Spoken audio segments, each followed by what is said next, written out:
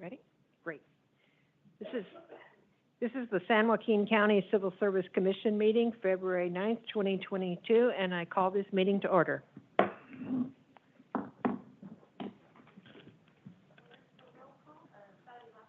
Here.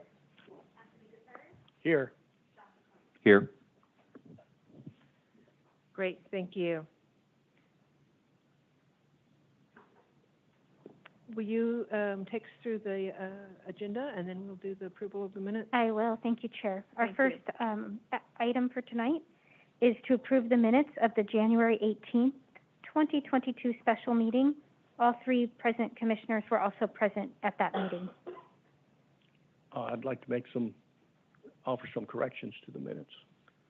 Okay. It said absent none, but we did have one absent, did we not? No, his term ended prior to January 18th. Oh, I didn't realize that. Yes. Oh. I want to say January 4th or 5th, or it was earlier in the month. Oh, my gosh. We're really down, aren't we? Yes, Yeah. that's why we have that on the agenda later, yes. Okay, and well, then also, where nomination of election, I would say that what's missing is that that motion passed I would say motion made by Gutierrez, seconded by Piconi, and passed to appoint, blah, blah. Okay. And then add also on the next one, the motion and passed to appoint Gutierrez as the vice chair. I just need to confirm. Do you have another Yeah. correction? Excuse me, and then Okay. also on the second page, where it says that and it correctly says that I asked if a real ID should be included under minimum qualifications, but I did that where a valid California driver's license is not required. I didn't mean, this could be interpreted that I meant to ask that everybody had to have that. This is where, I guess in some positions we have where someone is going to have to drive or go to someplace, but for some reason has available transportation, then the minimum qualifications there said that the person did not have to have a valid California driver's license. And I thought that if they didn't have that, should we just at least put in that they had to have a valid California ID, and I was corrected in that it wasn't needed. But I would just say where a valid California driver's license is not required. Okay, and just for the record, I just want to note that's page 2, paragraph 6. Make sure I counted correctly. Yes, Thank you. that's correct. Were there any other corrections? No, that's it. Do any of the other commissioners have corrections? No. So I can entertain a motion to approve Yeah, I'd move to approve with those. with the correction. Yes. I'll second. All those in favor say aye. Aye. Aye. Opposed, say no. And the motion passed. Thank you. Thank you. Our second item tonight, we appreciate the commission meeting with us tonight and providing recognition of Kathy Harris, our Deputy Director of Human Resources, on her retirement from San Joaquin County, and our chair has some speaking notes. Thank you. I do, thank you. Let me turn. Before I get to the prepared portion, which I will be, I just want to say that I've worked with you for the last 4 years. I've greatly admired your leadership, and you and other leaders in San Joaquin County have made me proud to be a resident of here. So thank you for your service. You're welcome. Now the more elegant part. Many of us mark our journey through life, counting our successes. Deputy Director of Human Resources, Kathy Harris, began her county career as an extra help temporary hire just months after graduating from college, and later moved to a full-time civil service position with the Private Industry Council, which is now known as WorkNet, in 1988. In May of 1994, she promoted to the entry-level position of Personnel Analyst 1 in County Human Resources, and was promoted several times as a Personnel Analyst 2, Personnel Analyst 3, Principal Personnel Analyst, and ultimately into her current position of Deputy Director of Human Resources in 2007. Kathy has provided her knowledge and leadership to both the Civil Service Commission and the Equal Employment Opportunity Advisory Committee that Human Resources oversees. Kathy exemplified the vision of San Joaquin County by having been a leader that truly valued our county's constituents as well as the employees in service to them. On the occasion of your retirement, and on behalf of all members of the Civil Service Commission, I want to express our sincere gratitude and appreciation to deeply thank you for your leadership and your 33.5 years of service to San Joaquin County. Thank you, Kathy.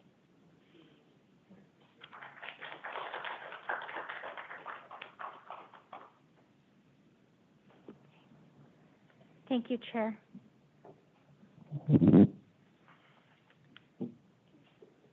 We can move on. I heard my voice going in and out of the mic.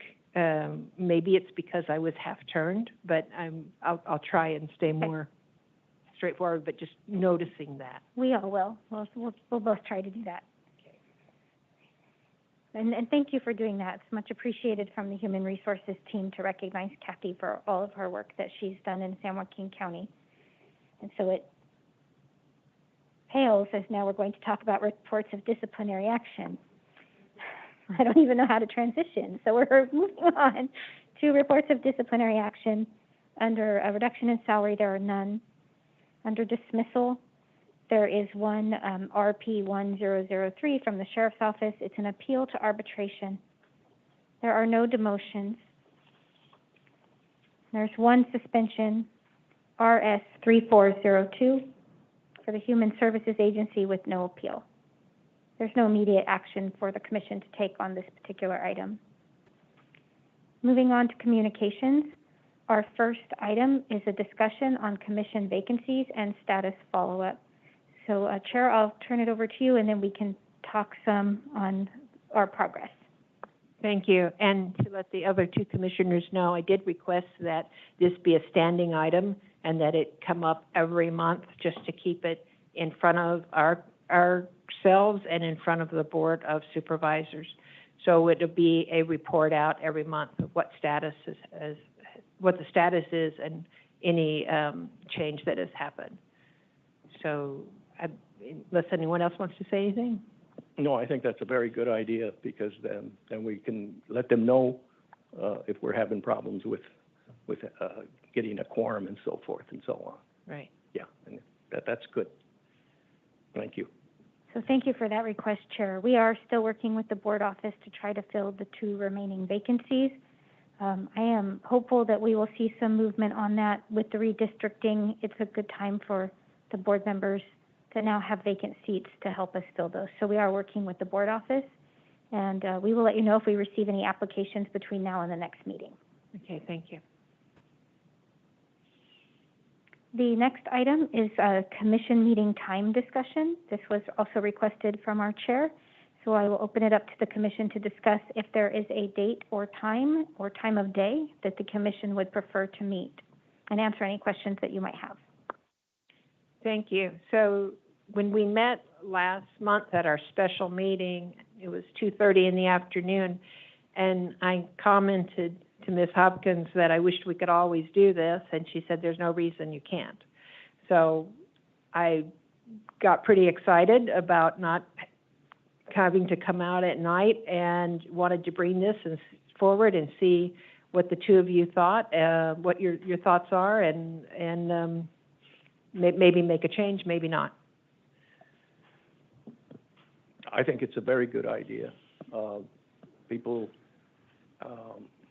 that work here are here. I would go along with that. I would appreciate a meeting at 2:30. I would think. Has the staff discussed it at all, or there's any feelings among staff? I think the staff and our team are willing to do whatever the commission would like. I can share that I did spot check. I didn't see anything in county ordinance that would prevent us from making a change. There are several other counties that I've noticed have their Civil Service Commission meetings during the day. San Francisco is one of them. Donna did do some work to see what other San Joaquin County Commission meetings and when those are. Other than the art walk here in our building, she found that everything else was during the day or during, more working type hours. This was the only one that seemed to be solidly in the evening. So we certainly would entertain and be willing to do whatever the commission would like us to do in terms of meeting time. John, do you see any problem? I agree with you from the standpoint that having it in the daytime hours, it's much more convenient for county staff to be available. Not only that, but they might be more willing to be available because it's part of their work at that point in time, as opposed to having to come in after hours when they're off work, and then it may be a little problematic. The downside of that is the fact that whoever the two new board members are going to be may be working during the daytime, may not be able to get away at night, and you won't know that till they're on board. So, but at that point in time, you can change it back if you wanted to. So. Yeah, we could always change it back. You say that you don't see that there's any problems in terms of changing our meeting time. I didn't see anything in county code that would prohibit us from changing the meeting time. If the commission desires to change the meeting time, we'll take that direction back today and then make sure that there aren't any formal steps that we have to follow in order to make that happen. Good. Yep, that's great. I think it would be too complicated to try and talk about meeting dates and, days and all that. Let's just focus on the one thing. Let's just do the meeting time. And so it sounds like, I had the same thought you did, John. What about the not yet here new people? I guess the other thought I had is there a perception that it's easier for the public to access at night, maybe? I'm probably going to hand the microphone to Kathy because since I've been here, we haven't had any public participation. But I've also came during COVID. So Kathy, do you mind giving some historical thoughts? I think to your point, Ms. Hopkins has said, we haven't had a lot of public coming to the Civil Service Commission meeting. We generally have employees or departments that have items on the agenda. The only formal process that I think would need to follow, and Ms. Hopkins will follow up with that, is to get it officially approved by the board and the preamble for the commission to change the time. But we haven't had a lot of public.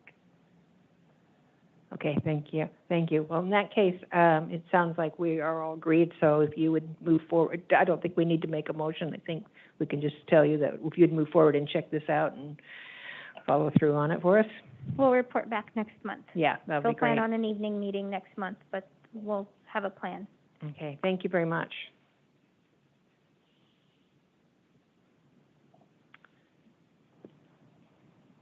Okay, there is no old business to discuss tonight. Under new business, we do not have any amendment of class specifications. We do have an adoption of a class specification. Amy Brimmer, our classification coordinator, is going to speak to it tonight. This is for the Community Development Department, and it's to adopt the class specification for Code Enforcement Manager. Is your mic?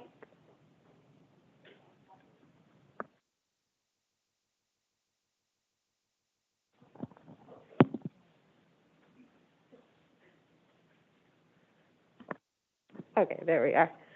Good evening, Chair Lofstrom, Commissioners, Amy Brimmer, Classification Analyst. This item requests that you adopt the new classification of Code Enforcement Manager.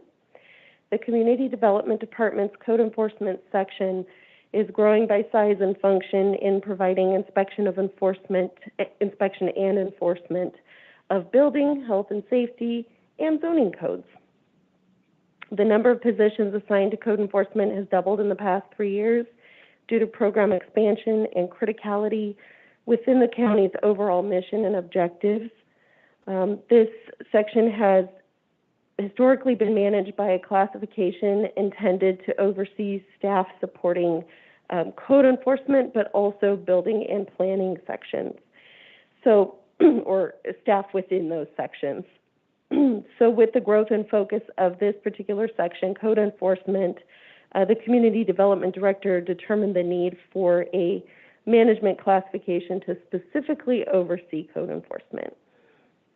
Human Resources contracted with CPS HR Consulting to develop the class specification before you.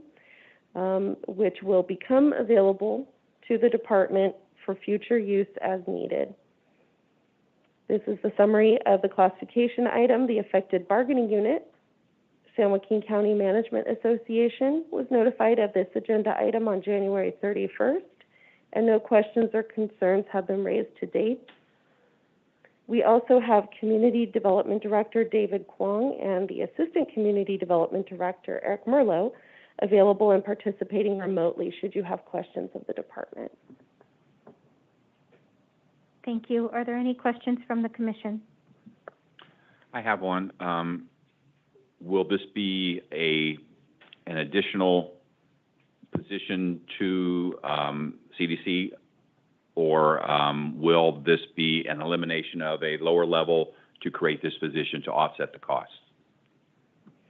At this point, the position allocation discussion is not something that we've necessarily gotten to. We're offering up this classification as an option to the department to use. This would be like a first-line management level that would be available to the department, but as far as the specific use of it or application of it, we aren't quite at that point yet. So, Commissioner Piccone, I might be able to add, and our team is here to assist. The county in the last couple of years, under the previous CAO and the new CAO, has really asked HR to task with establishing the classification or making the recommendations, and then the department has to prove to the board whether they have the funding to support the allocation. So we've separated those two things a little bit in the last probably 2 years. That makes sense. But then talking with county, the County Management Association, did anybody reach out to SEIU because there's the potential that they could lose an allocation? Is that something that you would do? I don't believe that's a potential. There was a classification being used to the one that I mentioned that was sharing between code enforcement and building and planning staff. It was a counter manager, is actually what it was called, community development counter manager, and that is in the Management Association. But there are classifications that would report up to this. Those are the SEIU classifications. I don't anticipate that. Yeah, in my discussions with the department head, it's not their intention to eliminate or reduce any SEIU classifications. Thank you. Were there any other questions from the commission? There's just on the enforcement, code enforcement manager position duties. Just a minor thing on typical duties. Number 3, attends appeal hearings. I think there needs to be a comma there, depositions and court hearings. And on number 5, it says interprets federal, state, and county laws. Well,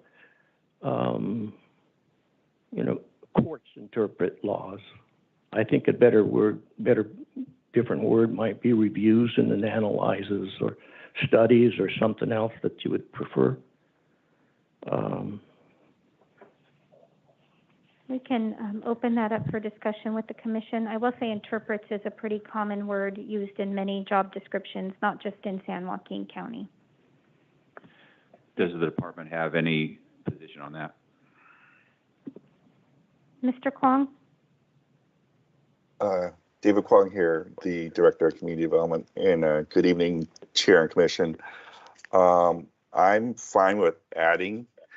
I would not necessarily suggest taking out interprets, but to supplement it with analyze as well. I think from the standpoint of interpretation, it's also in our code to interpret perhaps county ordinances as opposed to saying county laws. But to the extent that we do have statutory authority as well as county authority under ordinances, we do make determinations. So hopefully that helps as well. But if you'd like to, I would not necessarily want to remove that word. But I will defer to the commission. I think that if you analyze as well, that would help. That would be my comments on that. Thank you. Well, it's just, the reason I say it is because I guess my legal training has taught me that courts interpret laws. People and others, they enforce them, do other things, but that's just my legal training. Yep, regulators interpret laws commonly. I mean, I understand what you're saying about the courts, and certainly that's part of it, but this is a very common phrase for a regulator, which in general, the enforcer is. I'd strongly support it staying. Okay. My training tells me that, no, federal laws, you're going to interpret a federal law, you might try to apply it in a way that you think is lawful, I guess, but that's okay. All right. I guess I'm getting too picky about legally.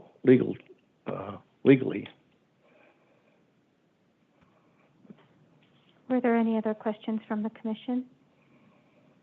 I have no questions. Mr. Piccone already brought up the one that I had, and I thought the case was well laid out, and I have no questions on it. So I'll move to recommend the adoption of this with the typographical issues that were brought up by Anthony. I'll second the motion. Okay. It wasn't totally typographical. It was the analyzes also, which Mr. Kwong agreed to. I know. I'm not talking about the other one. Okay. Well, we have a motion, and I'm fine with it, and we've seconded it, so let's vote. All in favor, say aye. Aye. Aye. Opposed, no? Okay, the motion has passed. Thank you. Thank you. There are no new classification studies for the commission to consider tonight. We do not have any staff reports. For request for appeal hearings, there are none, and we have no other appeal requests. We do not have any dates to set for this, so that moves us to public comment. So I'll read the statement regarding public comment. Persons wishing to address the Civil Service Commission are asked to limit their total presentation to a maximum of 5 minutes for each side of the issue, or submit their comments limited to 250 words or less by emailing sjccscpubliccomments@sjgov.org. Every effort will be made to read all comments received by email into the record, but some comments may not be read due to time limitations. Comments received after the email, after an agenda item, will be part of the official record on file with the Commission if received prior to the end of the meeting. Personal attacks will not be permitted. Ms. Rivas, do we have any public comment tonight? No, there's no public comment. Okay, thank you. So our next Civil Service Commission meeting is set for March 9th, 2022, here in the Administration Building, located at 44 North San Joaquin Street, room 146. And then the remaining commission dates are listed for 2022 as follows. We do not have any appeal hearings.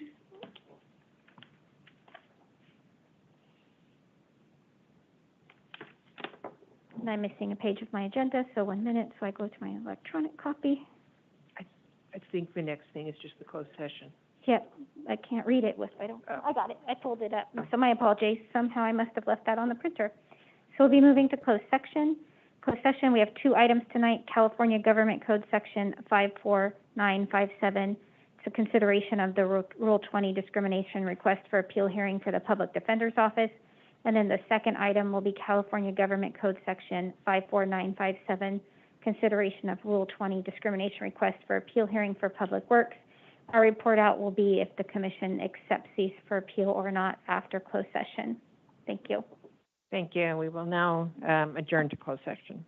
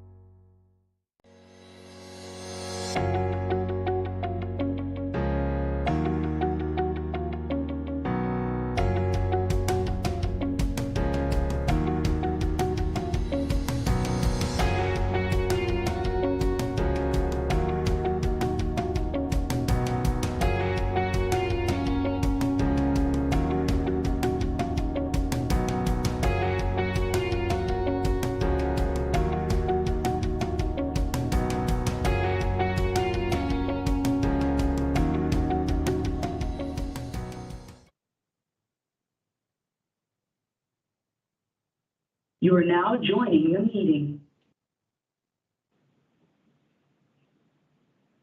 Okay.